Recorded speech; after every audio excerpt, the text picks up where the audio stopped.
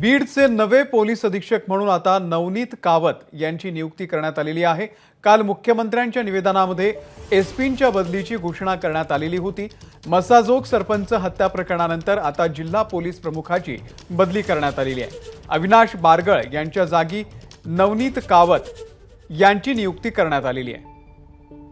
Govind Shelke update देतील। गोविंद, अमोल, आपण बघतोय की बीडचे एकूण जे संतोष देशमुख हत्या प्रकरण होतं त्या प्रकरणामध्ये बीडचे जिल्हा पोलीस अधीक्षक अविनाश बारगळ यांच्या बदली करण्यात येण्याची घोषणा काल गृहमंत्री आणि मुख्यमंत्री असलेल्या देवेंद्र फडणवीस यांनी केली आणि त्यानंतर अगदी 24 तासामध्ये दुसरे नवीन जिल्हा पोलीस अधीक्षक जिल्ह्यासाठी दिलेत। कारण स्वाभाविक आहे, जिल्ह्यामध्ये ज्या घटना घडत आहेत त्या घटनांच्या तपासासाठी त्यांना एका लीडरची गरज असते आणि त्यामुळं 24 तासामध्येच एसपी म्हणून नवनीत कावत जे छत्रपती संभाजीनगर येथे पोलीस उपायुक्त म्हणून काम करतायत त्यांची बदली करण्यात आली आहे। त्यामुळं जी मागणी सातत्याने होते की बीड जिल्ह्यामधील कायदा सुव्यवस्था जर सुधारायची असेल तर थेट IPS असलेला एखादा अधिकारी इथे आला पाहिजे आणि आपण बघतोय की आता नवनीत कावत हे छत्रपती संभाजीनगर येथे या ठिकाणी पोलीस उपायुक्त आहेत, त्यांची बदली सरकारने केली आहे आणि अविनाश बारगळ यांच्या ठिकाणी आता बीडचे जिल्हा पोलीस अधीक्षक म्हणून नवनीत कावत हे काम बघणार आहे। गोविंद, धन्यवाद दिलेल्या या माहितीबद्दल।